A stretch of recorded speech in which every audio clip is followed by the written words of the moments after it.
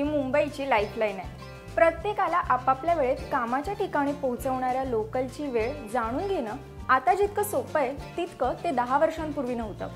मुंबईकरांची हीच गरज ओळखून एका मुंबईकरानेच लोकलचे वेळापत्रक एका क्लिकवर आणून ठेवलं। हो, तुम्ही अगदी बरोबर ओळखलत, एम इंडिकेटर। चला तर मग जाणून घेऊया मुंबईकरांचा लोकलचा प्रवास सुखकर करणाऱ्या एम इंडिकेटर या ॲपच्या प्रवासाविषयी। नमस्कार, मी सचिन टेके। माझं तसं शालेय जीवन हे देसरमधलं आहे। म्हणजे मी 2000 साली शैलेंद्र एज्युकेशन सोसायटी ही आमची शाळा होती, तिथून पासआउट झालो मराठी माध्यमातून। आणि त्याच्यानंतर जो माझा प्रवास माटुंग्याला रुपारेल कॉलेज आणि तर परत पुढची 4 वर्ष माटुंग्याला इन्फॉर्मेशन टेक्नॉलॉजीमध्ये VJTI मध्ये, असं मी 2000 ते 2002 आणि 2002 ते 2006 पर्यंत माटुंग्या भागात, म्हणजे माझं दहिसर ते माटुंगा आणि नेरूळ ते माटुंगा असा प्रवास सुरू होता।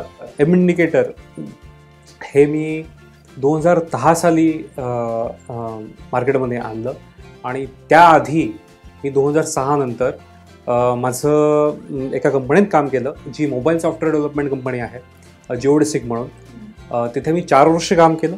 त्याच्यानंतर मी नोकियामध्ये काम केलं आणि टर्निंग पॉईंटसाठी काही टर्न्स यावे लागतात आणि तो एखादा टर्न नव्हे, तिथे असे 4-5 टर्न यायला लागतात की तेव्हा तुम्ही डिसिजन घेता की तुमचं जे स्टेबल लाईफ आहे, स्टेबल इन्कम आहे, ते सोडून तुम्ही काहीतरी एक नवीन गोष्ट आहे, नाविन्य आहे, काल्पनिक आहे, ते अचीव करण्याचा तुम्ही प्रयत्न करायला लागता। आणि माझ्या मते असे टर्निंग पॉईंट 2 आहेत। माझ्या कॉलेजमध्ये असताना, म्हणजे VJTI मध्ये असताना, तर माझी अशी इच्छा होती की नाही, मी नोकरी न करता काहीतरी व्यवसाय करावा। फक्त इच्छा होती, हे एक स्टेटमेंट होतं। मला माहीत नव्हतं मी काय करेन, कसं शक्य आहे की नाही, ही गोष्ट कल्पनाच म्हणजे माहीत नव्हती। पण तेव्हा एक असतो ना की एक अँग्री यंग मॅन असतो, जेव्हा आपलं ते वय असतं, ग्रॅज्युएशन कंप्लीट होत असतं आणि त्यात आपल्याला असं वाटत असेल की आपण पण एक अलेक्झांडर किंवा नेपोलियन बोनापार्ट बनू आणि जग जिंकायला निघू, एवढ्या महत्त्वाकांक्षा तेव्हा त्या वयात फारच जास्त असतात। आणि तसंच माझं होतं। मग एके दिवशी हार्बर लाईनमध्ये मी प्रवास करत होतो, कुर्ला ते नेरूळ असा, आणि तेव्हा 10-10 रुपयाचं जे बुकलेट येतं ट्रेनचं वेळापत्रक, ते देणारा माणूस मी बघितला। तसा मी मागचे 2 वर्ष तो माणूस बघतच होतो, ओके।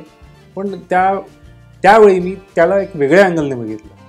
अरे म्हटलं, हा माणूस 10 रुपयाचं वेळापत्रक विकतोय, लोक ती विकत घेत आहेत, याचा अर्थ या गोष्टीला मार्केटमध्ये डिमांड आहे, ओके। तर ही गोष्ट मला तिथे लक्षात आली, कारण की उद्योग करायचा म्हटलं तर सगळ्या गोष्टींनी त्याचा विचार केला पाहिजे। म्हणजे कोणता पण उद्योग आपण तयार करतो तिथे एक प्रूफ ऑफ कन्सेप्ट पाहिजे की आपण हे करणार आहे आणि हे मार्केटमध्ये जाणार आहे आणि लोक घेणार आहेत ते।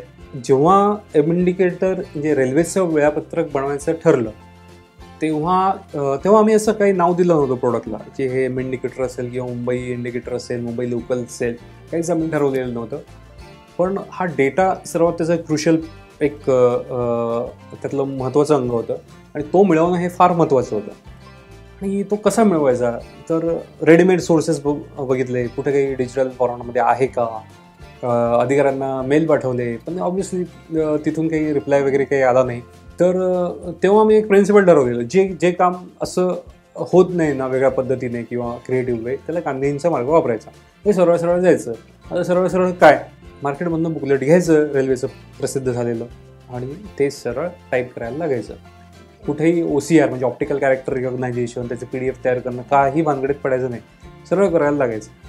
तर त्याच्यामध्ये 84,000 एंट्रीज होत्या त्या वेळापत्रकात। म्हणजे सेंट्रल आहे, वेस्टर्न हार्बर, ट्रान्स हार्बर तेव्हा नव्हती।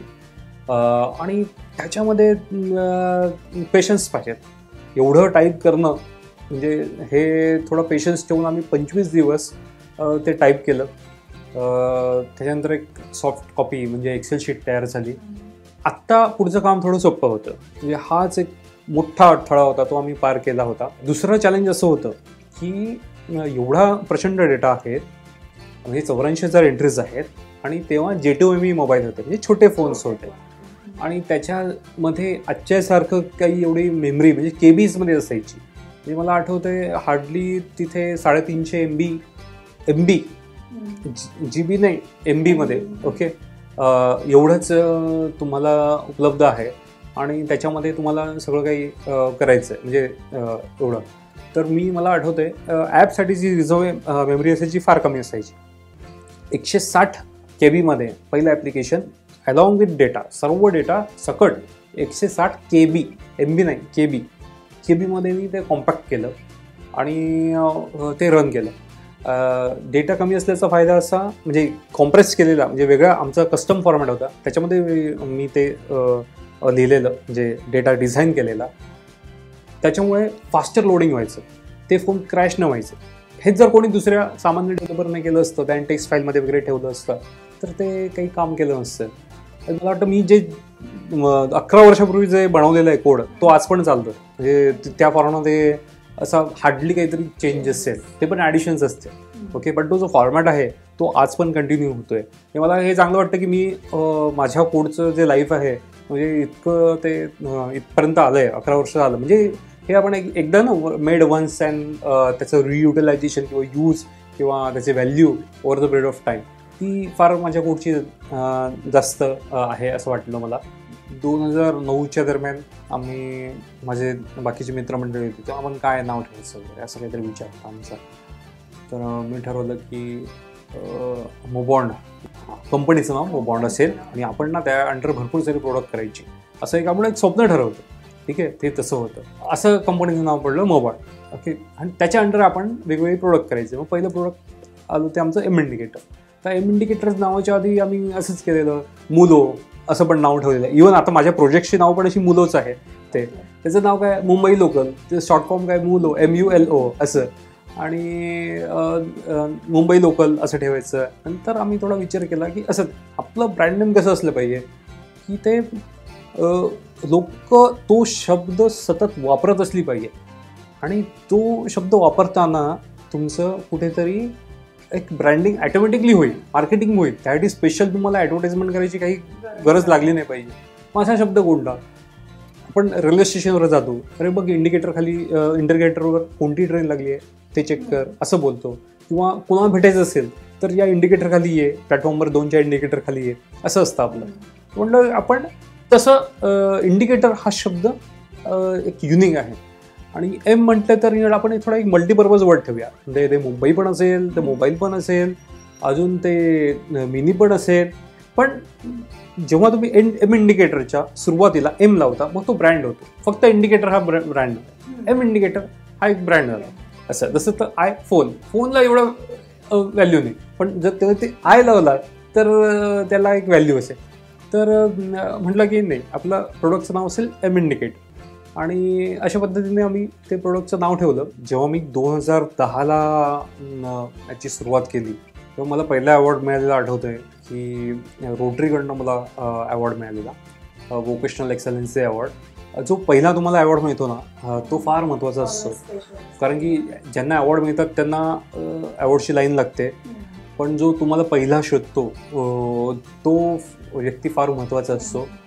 आणि मला फार आनंद वाटला. मग त्याने एक छोटा ठाण्याचा एक प्रोग्राम केलेला जिथे मला इन्व्हाइट केलेलं आणि माझ्या आईवडिलांचा सत्कार केला, माझा सत्कार केला त्या कार्यक्रमामध्ये. तर ते फार छान वाटलं. आणि त्याच्यानंतर जी रांग लागलेली आहे तुम्ही पाहताच आहे. म्हणजे बरेचसे मुंबई युनिव्हर्सिटी असो किंवा IIT असो किंवा अशा बऱ्याचशा संस्था आहेत ज्यांनी मला अवॉर्ड दिला. पण रोटरीचा अवॉर्ड मी कधीच विसरणार नाही. कौतुक बऱ्याच माध्यमातून आलं. एम इंडिकेटरने मला पैसा पण दिला व्यवस्थित. त्याच्या माध्यमातून मी वेगवेगळ्या गोष्टी पण केल्या. समाजसेवा अजून चांगल्या प्रकारे करायला पण मला त्यात मदत झाली. एम इंडिकेटर हे जे ऑफिस आहे, माझं अजून एक ऑफिस आहे, तर ह्या सर्व गोष्टी घडल्या आहेत त्या एम इंडिकेटरमुळेच. काल एक गुगलची टीम आलेली, तर जाहिरातीची टीम, त्यांना पण मी बोललो this all is because of the mercy of the M indicator. लोकलच्या वेळापत्रकाने सुरू झालेला एम इंडिकेटरचा प्रवास बस, मोनो, मेट्रो, फेरी असा सुसाट सुरू आहे. सचिन टेके या तरुणाच्या एम इंडिकेटरची गोष्ट आज आपण पाहिली. अशाच एका वेगळ्या प्रवासाची आणि जिद्दीची गोष्ट घेऊन येत आहोत पुढील भागात. तेव्हा पाहायला विसरू नका गोष्ट असामान्यांची.